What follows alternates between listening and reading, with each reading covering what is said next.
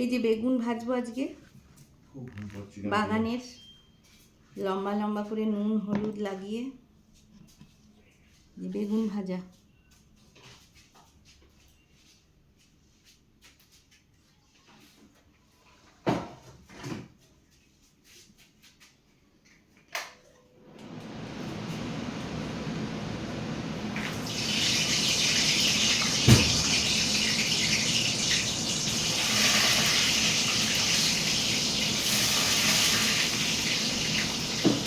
এরপর এই সবজিটা রান্না করব ভাজাটার পর। বেগুন ভাজা হয়ে গেল, এবার কালো জিরা কাঁচা লঙ্কা দিয়ে শিম সিদ্ধ,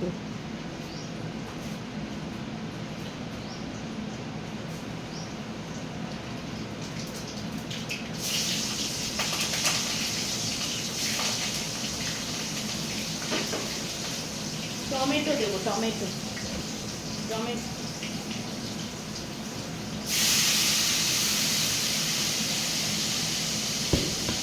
দিয়ে শিম সিদ্ধ, নুন হলুদ, আর কিছু না। সয়াবিন ভিজিয়ে রেখেছিলাম 1 ঘন্টা, এবার একটু ভেজে নেব।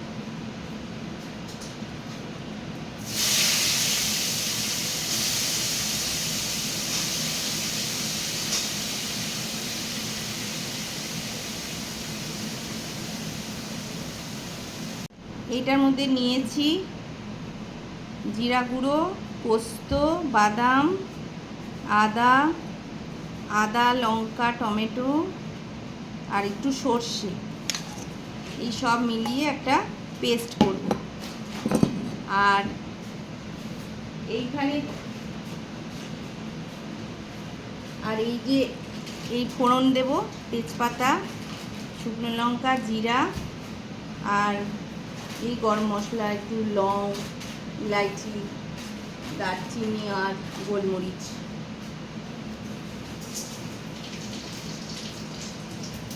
তারপরে এই আলু এই সবজিটা,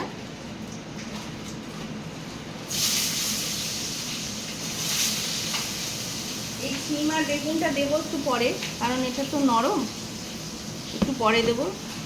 সব মিলিয়ে এই যে মটরশুঁটি,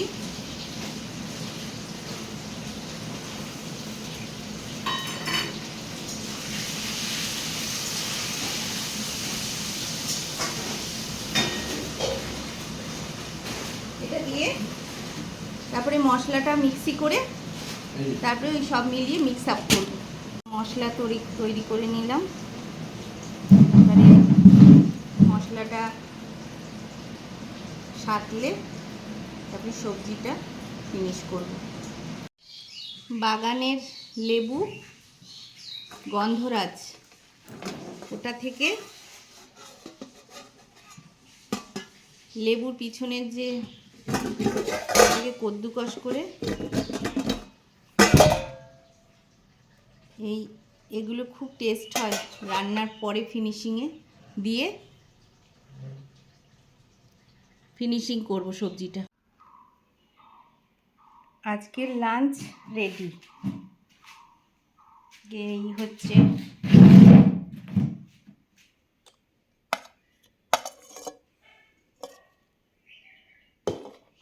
ভাত, আলু সিদ্ধ, এই যে বাগানের বেগুন ভাজা,